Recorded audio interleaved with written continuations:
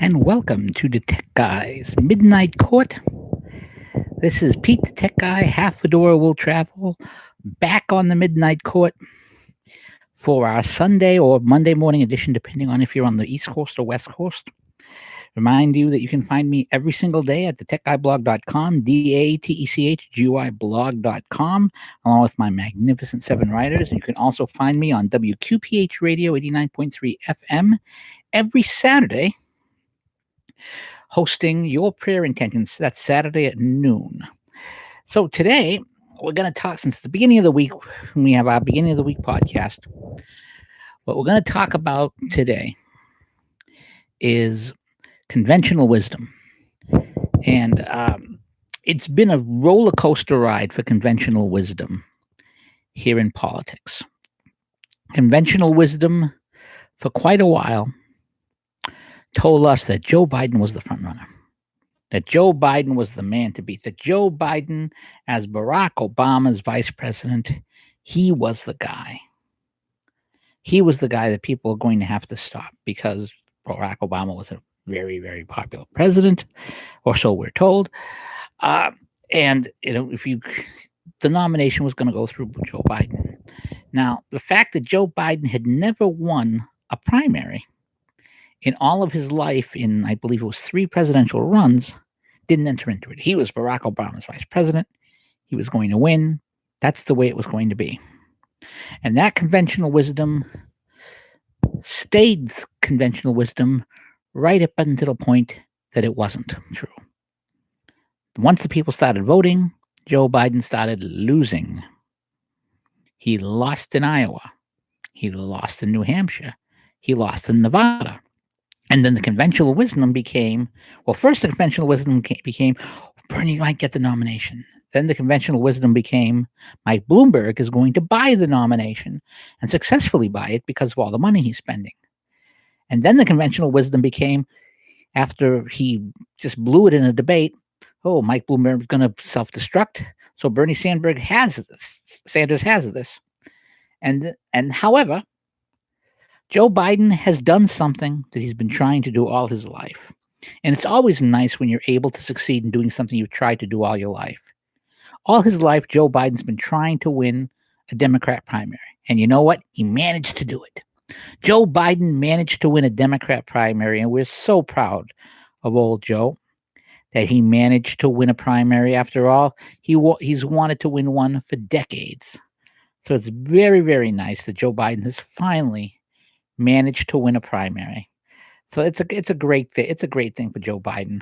But what's funny is the conventional wisdom is suddenly, Joe Biden, he now can win. He's now going to be the nomination. It can happen again. Now, the fact that he's behind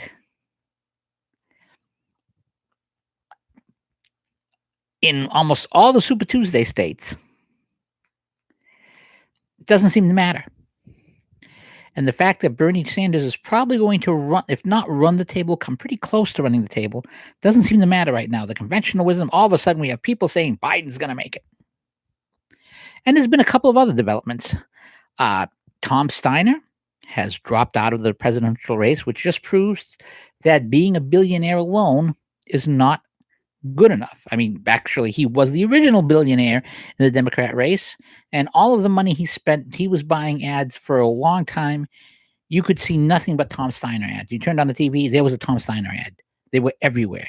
Tom Steiner ads were everywhere. And that remained the case right up until Mike Bloomberg entered. And then Mike Bloomberg showed us the difference between somebody who has 1 billion and someone who has many, many, many times that. I mean, if there was possible, Bloomberg would be running ads in my toilet. They are everywhere. You cannot escape Mike Bloomberg ads. In fact, one of the nice things about my London thing, which I've given up turning on the TV in my bedroom for Lent. And because, as I said, my wife's had a bad hip lately, she's been sleeping downstairs. So I don't watch a lot of TV unless somebody else turns it on. And once in a while, her knitting room's next door. So she'll sometimes turn the TV on, or sometimes my son will turn it on. But because of that, I've managed to miss a lot of Bloomberg ads, which is a very good. Might be a bad thing to give up for Lent because it might be a little selfish. But suddenly, you could not see a Steiner ad because there were Bloomberg ads everywhere, and there still are. If you are in a state that still has a primary coming, there's Bloomberg ads everywhere. But now suddenly we're hearing about Joe Biden, and now there's a report tonight, or I should say last night, that Pete Buttigieg, the mayor of South Bend, is going to be pulling out of the presidential race. And this is this should be a shock because you might recall that wasn't too many weeks ago that we were having the Buttigieg conventional wisdom that Buttigieg was going to catch up with Biden and beat him.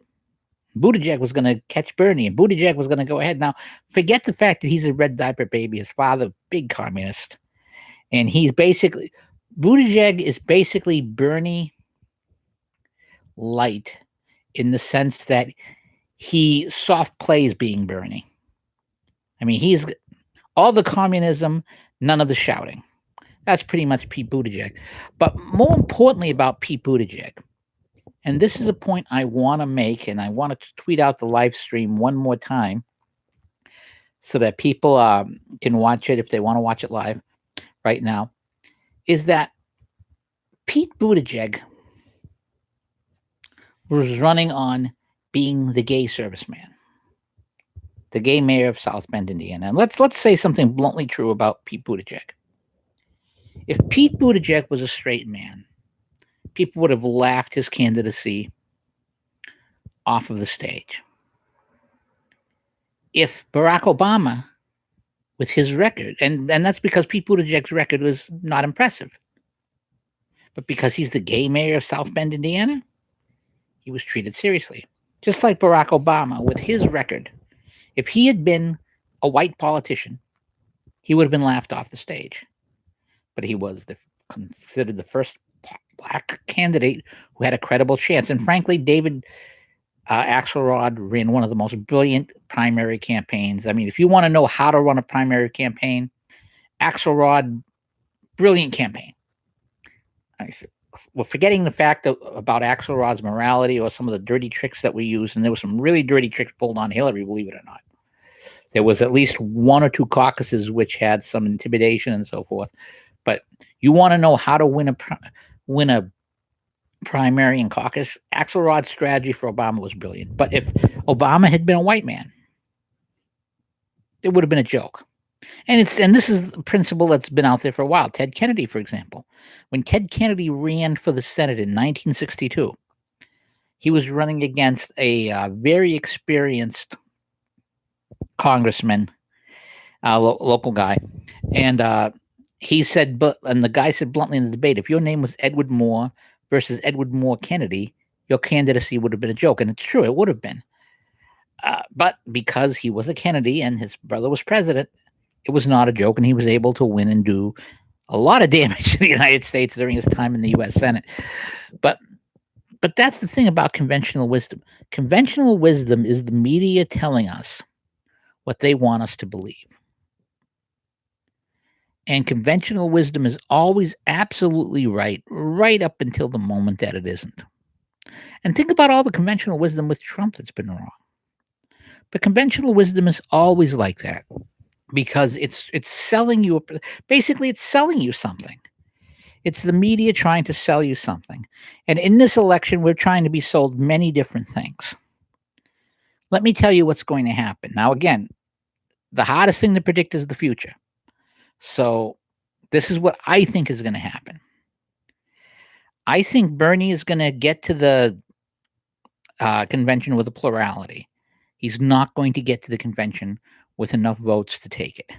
The reason he's not going to get there with enough votes to take it is because of the Democrats' proportional representation plan. If you have to get at least 15% of the vote to get delegates, but if you get 15% of the vote, you get a share of the delegates. Which means that Bernie is, as long as this is why Bloomberg's not going anywhere. Bloomberg's not going to leave this race because he understands. First of all, he has more than enough money. I mean, he could blow $1 billion on this race, and it's not going to dent him. Biden's probably not going anywhere because he's still the man that the establishment wants. So over Bloomberg. I mean, they wouldn't mind Bloomberg, and no one in the Democrat Party is going to say to Bloomberg, "Get out of the race," because everybody in the Democrat Party wants some of that Bloomberg money later. It's not when Bloomberg said or had this slip of the tongue about buying those races for the Democrats. He wasn't kidding. Bloomberg's money was the difference last time around, and it's a formidable thing. Bloomberg's money, and the Democrats want it, so they're not going anywhere. Bloomberg's not going anywhere. Biden's not going anywhere, and as long as Bloomberg and Biden stay, this is a very important point. As long as Bloomberg and Biden stay, then they are not. Then Bernie is not going to be able to get the nomination. I don't think he's going to get it straight out.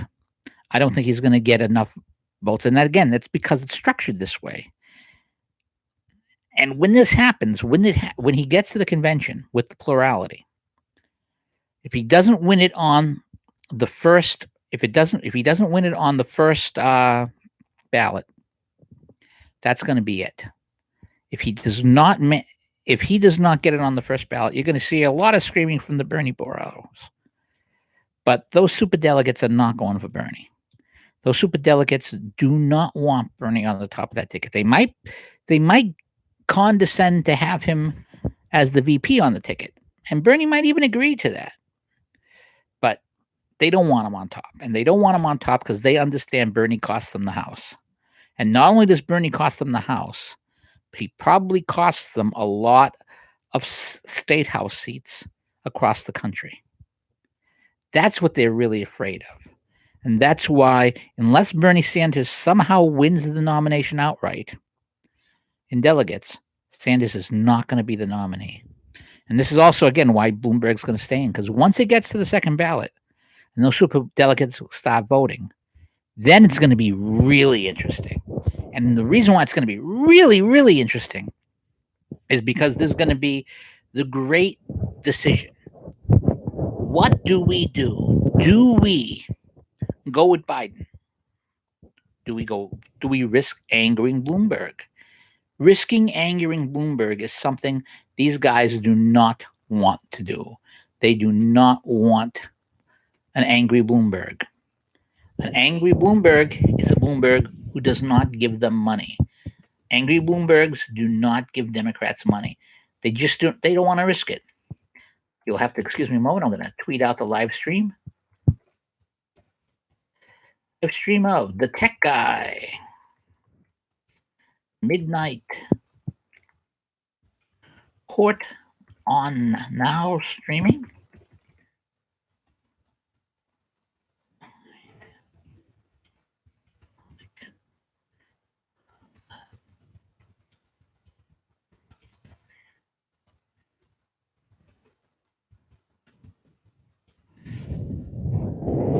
Okay. We've got about 15 minutes left, maybe 10 minutes. And you'll notice I'm talking in a lower voice because everyone else in the house is asleep. But that's the first conflict, is the conflict between getting Bloomberg upset or giving the nomination to Biden. And that's assuming that Biden doesn't drop out. And I can't see him dropping out unless he's really humiliated, because there's too many people who want him to get that nomination. What I found interesting was that after winning in South Carolina, he got a big boost in donations, which I thought was a little bit strange because everyone expected him to win South Carolina. So I don't see why that would have gotten the donors all hyped up. But they need Biden to stay. If Biden can last to the end, if Biden and Bloomberg stay in there, then they have a chance of denying Bernie the nomination on the first ballot. And that's really the thing. If it gets down to the point where you've got, if Bernie's head to head against these guys and keeps winning, it's going to get nasty. But the convention's going to be fun, because if they can't decide on Biden or Bloomberg, because like I said, Bloomberg's not going anywhere. He's got the money to stay. Then after a few ballots, it becomes an open convention. And if it becomes an open convention, you could even see Hillary be brought up as a nominee or something. It could get really, really fun. And of course, the real problem is the Democrats are also terrified of the Bernie Bros walking out and running third party. See, that's where the real fear is. And we talked about this on the first podcast. It's all about keeping the socialists and the communists, the true believers, in there. If they run off, there's problems. And you can't have them run off. So this is what's going on. That's how it's going to play out. How it's going to end up, if I had to put money today,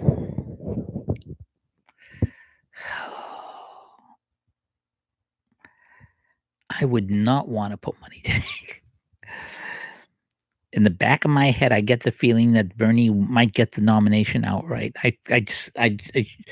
All the logic suggests that he's not going to, but I got this feeling that he might just pull it off because people might decide because the voters might decide that he's inevitable. Because we're already and the media doesn't know whether to try and sell him as a non-communist because they're already trying to claim that Democrats, this is Democrat socialism.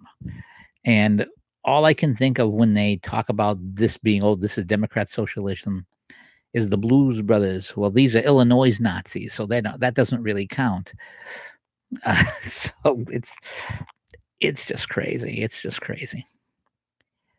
But I would not be surprised to see Bloomberg buy the nomination on the second or third ballot. And I also wouldn't be surprised to see Biden decide to Biden get it. If Biden gets it, I think the Bernie Bros walk. But if Biden gets it and the Bernie Bros walk, that'll probably be less damaging to the Democrats nationwide than if Bernie gets it and the defeats go down to the state house level. Because this is a census year, which means that there's redistricting. And if the GOP gets to control redistricting in another census year, it's going to make a huge difference. That's the little secret that's not getting a lot of play right now. So I don't know how it's going to go, but watch how the conventional wisdom keeps changing. And always remember that when that conventional wisdom changes, it's changing not because the facts on the ground are changing. It's changing because there's a narrative that someone wants to sell you. And remember that they also want you to watch because these people are in the media business. If nobody's watching, they're in trouble. So that's what's going on. Well, we're going to cut this one short. We started a little late because my microphone had disappeared. So I will see you guys Thursday after I get home from work, which will mean Friday morning. But for now, the Tech Guy's Midnight Court has been adjourned. Check us out at DaTechGuyblog.com. Check us out on WQPH, Your Prayer Intentions. And if you can, give a hit to the tip jar because that's how we pay for stuff. We're about 180 short of where we needed to be this month. So if you can hit that tip jar, it'd be appreciated. So again, the Tech Guy's Midnight Court is now adjourned.